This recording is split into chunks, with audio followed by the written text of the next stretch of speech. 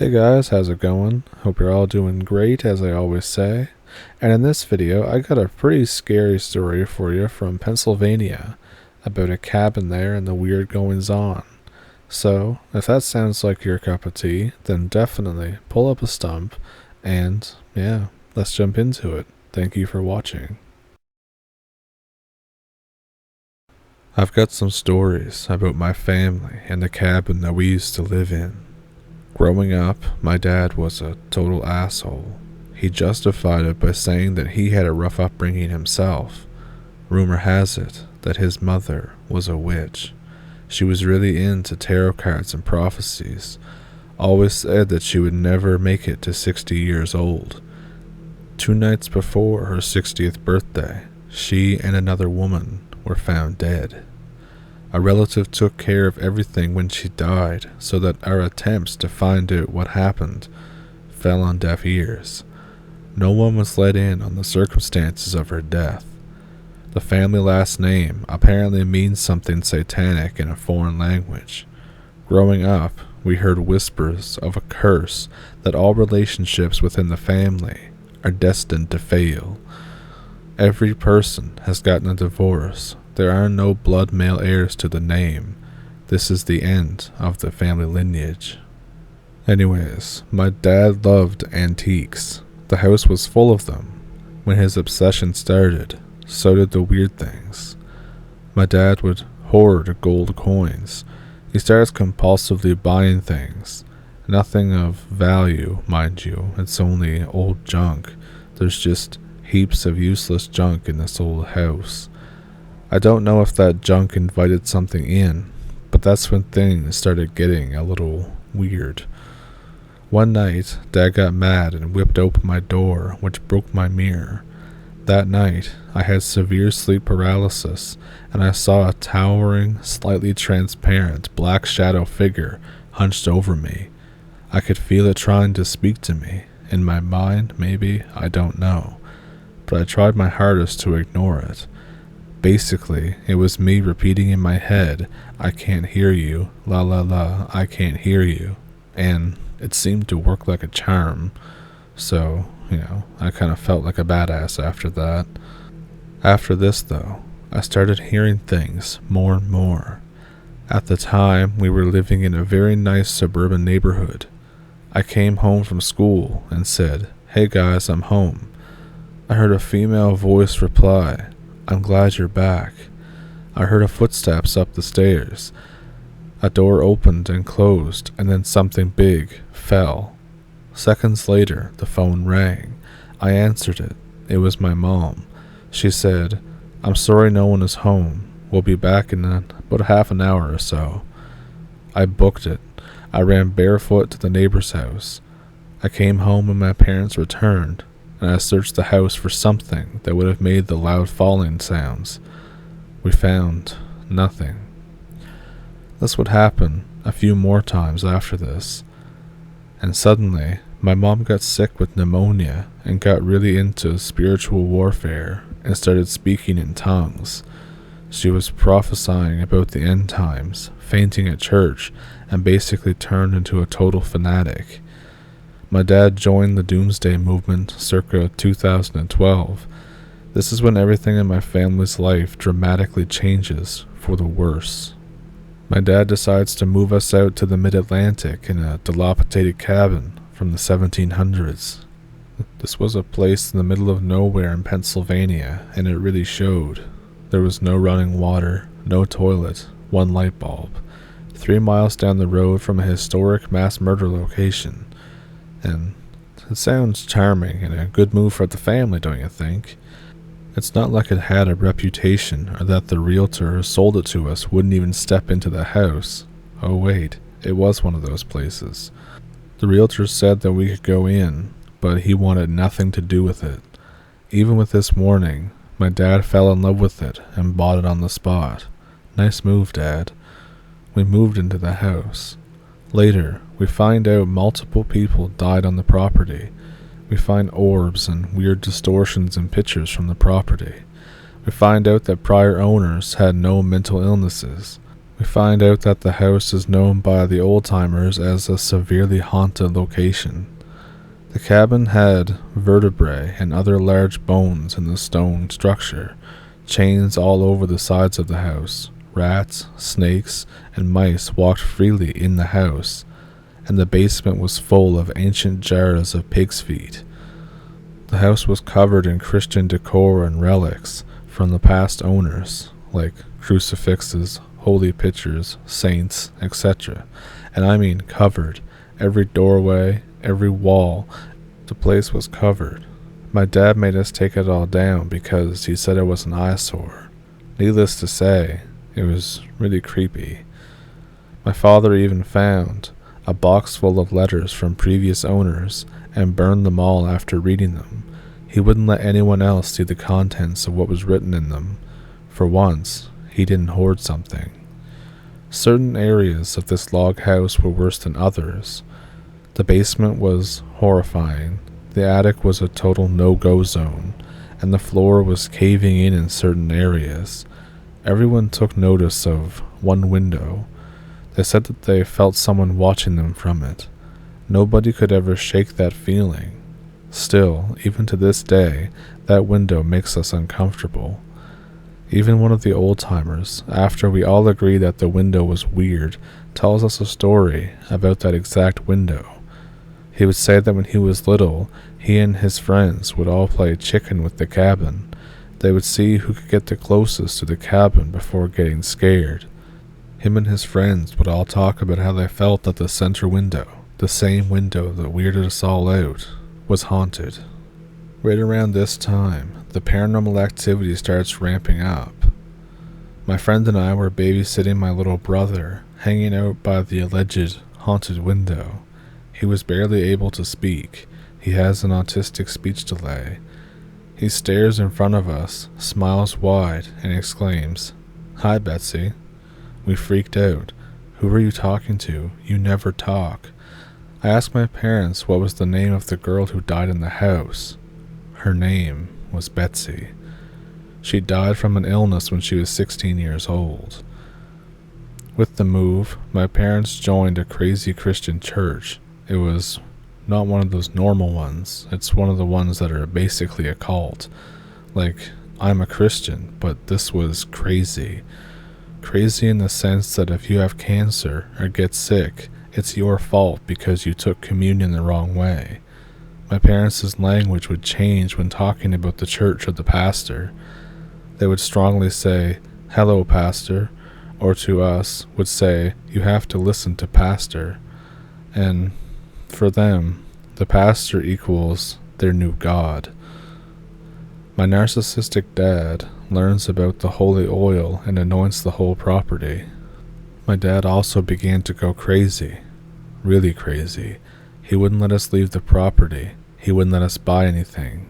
He gave a tiny food budget for a family of 6.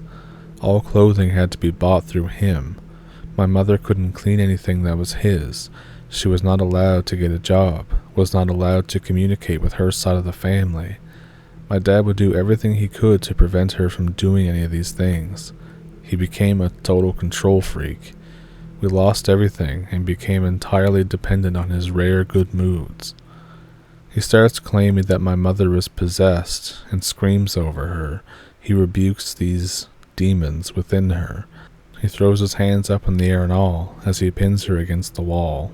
He calls the pastor over for an impromptu exorcism, overwhelming for my autistic siblings. As my dad becomes more and more crazed, I start seeing figures and phenomena around the house. Mind you, my father attests that this was the best time of his life when we were all together under one roof. Meanwhile, psycho shit starts happening. The sleep paralysis starts up again, worse than before. My dad leaves the house after a fight with my mom, and the window is sucked out of the house and crashes to the ground. I've never seen anything like it happen before or since. That room felt like a vacuum. The sleep paralysis starts to get even worse. The log home starts falling apart. So does my parents' marriage after my mom realizes how bad the situation has gotten. She leaves the cult, and my dad recruits the pastor to help get rid of her demons again in an attempt to get her back. At this point, I left the house to live on a boat. Years go by, and by this time, I have a boyfriend and I visit the property. While we went there, I don't know. My parents are still going through a crazy divorce. My dad is losing it. So many years have gone by. I forgot about how crazy the property is. I'm trying to reconnect with my dad and want to introduce my boyfriend to the family. And as we got there, I told him to hold on tight. My boyfriend, my dad, and I were enjoying a midnight bonfire 6 to 10 feet from the edge of the woodline. It's slightly foggy out and it's humid. There's lots of tree frogs and katydids humming in the background. It was super loud for the middle of the night, but that's a mid-Atlantic summer for you. My psycho dad starts acting strange. The fire pit is in front of the log home, where the creepy window mentioned earlier is the only window you can see. The forests always get louder and quieter, that's just nature. We are all outdoorsy granolas, so we know that this is what the woods can sound like. But then at the drop of a dime, all the sounds stop. Literally no noise at all, like a switch flipped. It was dead silent, like that vacuum feeling again. My boyfriend and I nervously laugh and wonder out loud about what could be walking out there. My dad stares at the fire and flatly says, "Ignore it." He turned expressionless. Both me and my boyfriend are now WTFing hard to that. And then suddenly, even though we're standing by a good-sized blazing fire, it turns cold around us, like freezing cold. We hear a shuffle in the woods in front of us, and we think it's a cat. We look down to see that the cat is next to us. The cat's attention is locked on the woods right in front of us. She puffs up and bolts. The shuffle gets louder, turns into what sounds like somebody running at us. It sounds huge, louder than any bear, very heavy stomping that gets faster. From a slow walk to a full sprint, it sounded, again, huge. I feel like I really need to emphasize just how brick-shittingly loud this thing was. There's branches moving and breaking everywhere. It was like the scene in Lost where they see the smoke monster for the first time, loud and obviously alarming. It definitely sounds like it was running on 2 feet, and by the end is running fast as hell. My boyfriend and I's blood runs cold. It felt like that part in Lord of the Rings where Frodo tells the other hobbits to get off the road with that weird zoom effect. We both tense up and madly backpedal as we are taken off guard by whatever the hell is coming at us. Basically, we're just trying to get the hell out of there under any and all circumstances. My dad, however, doesn't move. He stares blankly into the fire still, reacting to nothing. The running stops at the edge of the firelight, from a deafening full sprint to zero noise. It's impossible for any pro athlete to even stop that fast. It straight up disappears. My boyfriend comes to his senses and grabs his super bright-ass flashlight and shines it to where the invisible thing was running at us. We held our breath, frozen in shock. There's nothing there. Nothing at all. Not even any footprints in the grass. No movement of branches.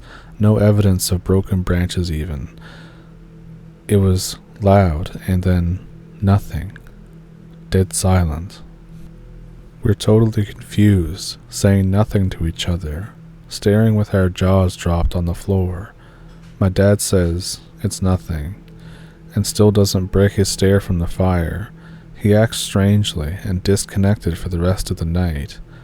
Bugs start chirping again, but there's still no movement. There's no more footsteps, just the sound of crickets and a crackling fire.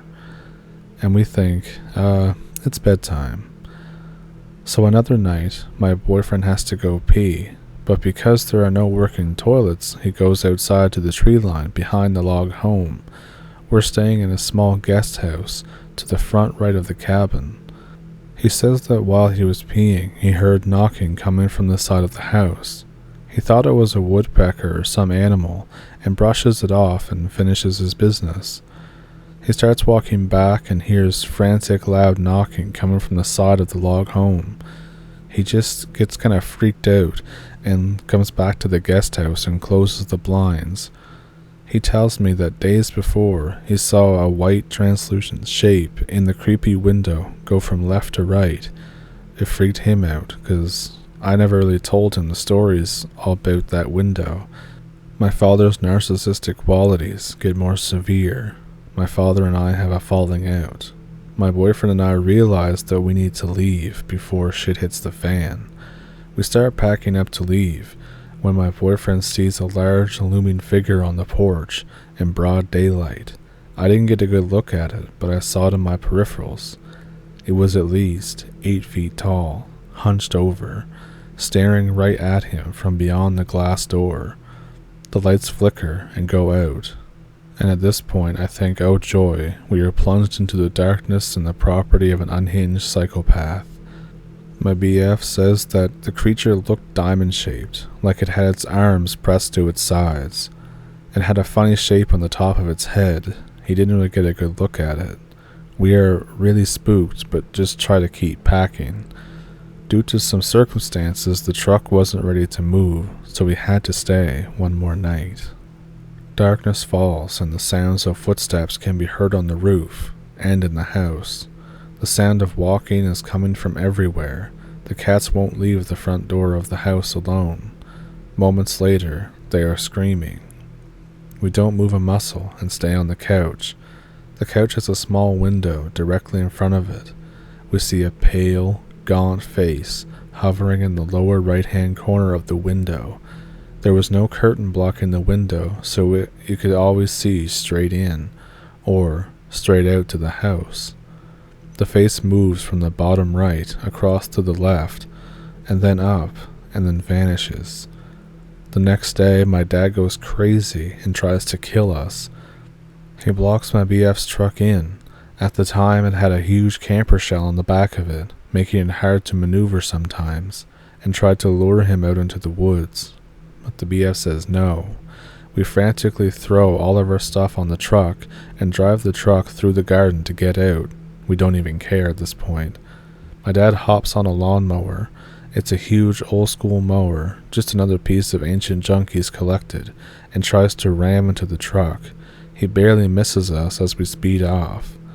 Weeks later, my dad comes over to my mother's house, 2 hours away, stands in the driveway angrily. There's a custody thing going on. He's a control freak, remember? He hears loud raps at the door on the bedroom he was in, not at the front door. The door shakes violently. He chalks it up to my autistic brother playing tricks on him.